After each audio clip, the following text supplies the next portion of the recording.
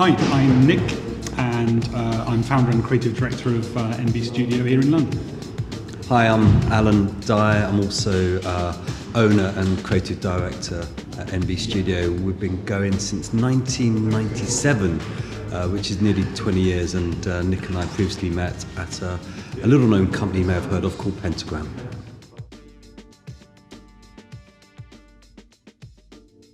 When we first started up on a kitchen table, and we actually bought one computer and shared it. And I remember we got our first employee, and we had to share a chair. So we had two tables for four of us at one point. Yeah. In an architect's studio. Small beginnings, and over time we've grown, we've expanded. We needed more designers, we won more clients, we won more hearts, we got awards, our profile built, and people became interested in us, and that's fantastic, because when people are interested in you, that's positive feedback. So we grew, and we've then leveled out at about 8 to 10 people, and at which point you're starting to get bigger business, and at that point we realised we are not good at planning stuff out. We are, creatively, we can do the stuff, but we were getting feedback from clients that said, right, so your project management could be better, We had no project management. We came from Pentagram, they didn't have any project management really, and now we have project managers and a strategy guy, we have a studio manager, and it makes us function better as a company, and clients expect it. Some of our blue chip clients, it's all about dialogue and relationships, and it just makes things smoother. It means that Nick and I can not worry about that and colour in a bit more and think more. It frees us up. So we've protected our territory by saying, look, we're not good at that. Let's go and get somebody in to help us do that. So we have external finance guy that comes and helps us, and we've set up a executive board of people that listen to our woes and help us too. And then internally, we've got a team who support and make us better. We've got a fantastic team. Without them, we wouldn't be able to function. I always say it's like a little band. Everyone plays their part within the studio really well. I'm the lead guitarist. He reckons.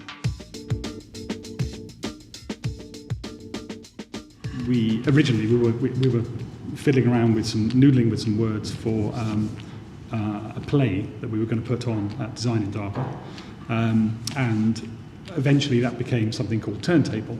But we liked Creative Courage so much that we had been talking it anyway. We've been talking about being braver, working smarter, all of that sort of thing. So these two words became significant to us, and it became a mantra. And then as we started to unpack it and explain it to the guys here, we started to realise that they're two important words, and actually they're a call to arms in a way. So they're about us working smarter, braver, faster, harder, better, and being bolder with the things we do and the decisions we make. So they're serving us well so far, and that's how they came about, really.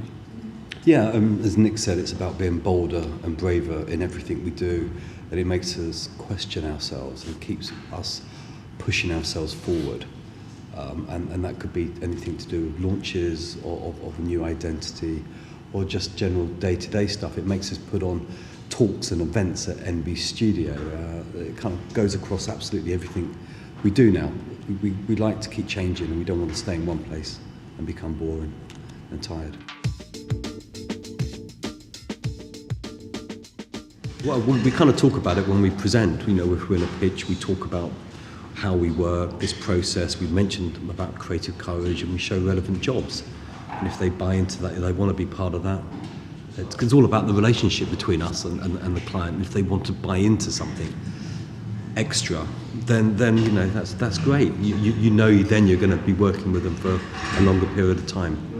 If they don't want to buy into it, we probably wouldn't really want to work with them, because you're going to end up with a poorer result. The play came about as a response to Ravi laying down the gauntlet to us, really. So Ravi, the guy that runs Design in Derby, wants a festival of excellence. So he doesn't necessarily want slideshows of designers showing off their wares, and that was apparent when he came over. And so he said, that's what I want something different. And jokingly, we were talking about the Almeida Theatre and we were showing our work to him. Jokingly, he said, well, why don't you do graphic design the opera? And that became we said, yes, okay. But what's amazing about that is also, you know, if we didn't have this creative courage or leaving your comfort zone, we would have never made a play for Indaba. And, you know, we've never made a play before. We've never worked with actors or playwrights before. We've never done any of this kind of direction. So it's been an absolute fabulous 6-month journey of them coming in here, reading through the script, developing it, doing it. And we never actually saw the final product until we sat in the audience in South Africa, in Dabo, on the front seat. And we saw the rotating stage work. We had 5 tables, there were things coming down from the ceiling. There was all this lovely kind of graphics going on behind, costume change, light change.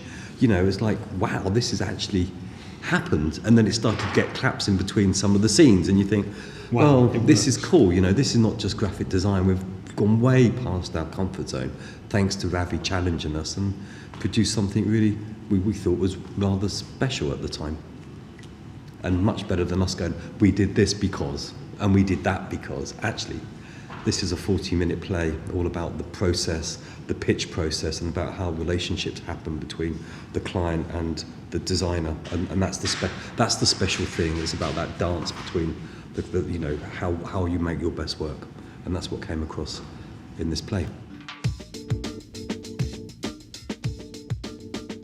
So unpacking this again, I think creative courage for other people is also about being more open-minded, because I think as a designer, as a human, you tend to sort of fit it as a peg into a slot, and I think it's about trying not to be that and trying to be open-minded and thinking, well, why the hell can't we?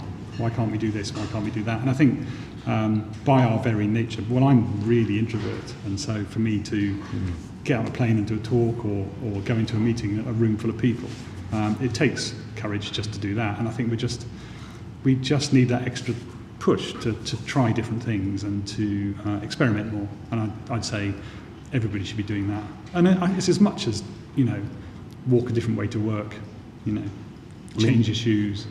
Have a different sandwich at prep. Yeah. That's quite irrelevant. We've been going nearly 20 years now, and Nick and I are not the type of designers who blow our own trumpet, and, you know, we just do what we do, and we just thought, actually, it's time to be a little bit more confident and get out there a little bit more and just be bolder and braver with our clients, and clients who really respecting this as well. They love to be challenged, and we get a better job out of it, and they get a better product out of it.